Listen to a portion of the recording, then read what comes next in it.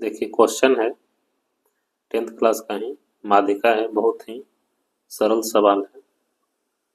देखेंगे हम लोग इसमें माध्यिका निकालना है।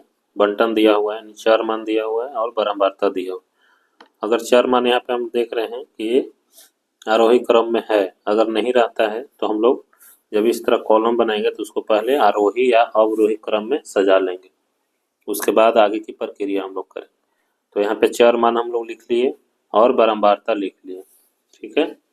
अब संचयी बारंबारता इसका निकालेंगे। संचयी बारंबारता कैसे निकालते हैं, पहले इसको लिखेंगे 1, फिर इसको जोड़ते जाएंगे। 1 और 2 कितना हो गया 3, 3 और 3 6, 6 और 2 8।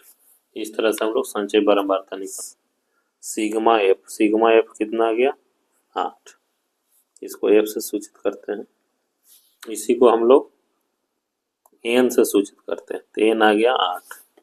एक ही चीज़ है, सबको जोड़ दिए तो इसको हम लोग कुल बारंबारताओं का योग हो गया, यानी एन बराबर 8।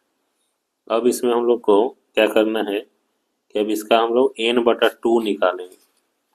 तो n/2 यहाँ पे निकालते हैं, तो n/2 कितना आएगा देखते हैं हम लोग। n का मान है 8, तो 8/2 कितना आ गया 4। अब इसमें हम लोग देखेंगे कि 4 के नज़दीक कौन सा बारंबारता है, संचयी बारंबारता, यानी कि n/2 से जिसका मान 4 आया है, 2 से ठीक बड़ी संचयी बारंबारता हम लोग खोजेंगे। कहाँ पे है संचयी बारंबारता,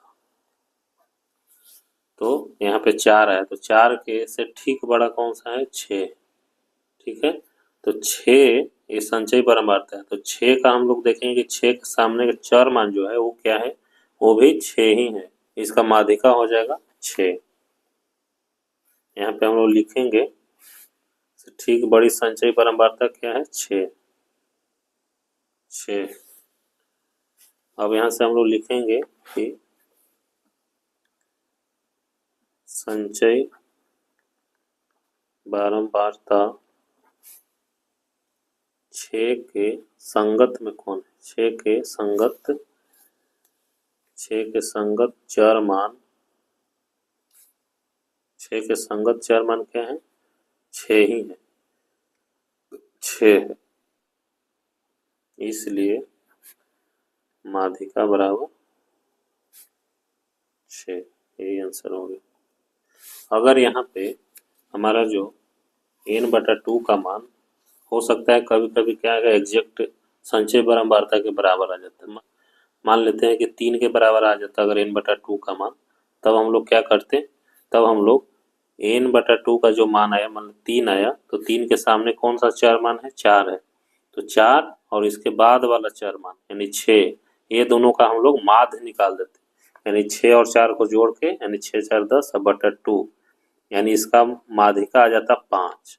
अगर संचयी बारंबारता के बराबर हो जाता, तो अगर 6 के बराबर आ जाते n/2 का मान, तो क्या करते 6 के चर मान 6 ही है और इसके बाद वाले चर मान यानी 6 और 7 का हम लोग माध्य निकाल देते। तो माध्य कैसे निकालते हैं, 6 और 7 को जोड़ के 2 से भागा दे देते हैं, तो यहाँ पे 6.5 आ जाता।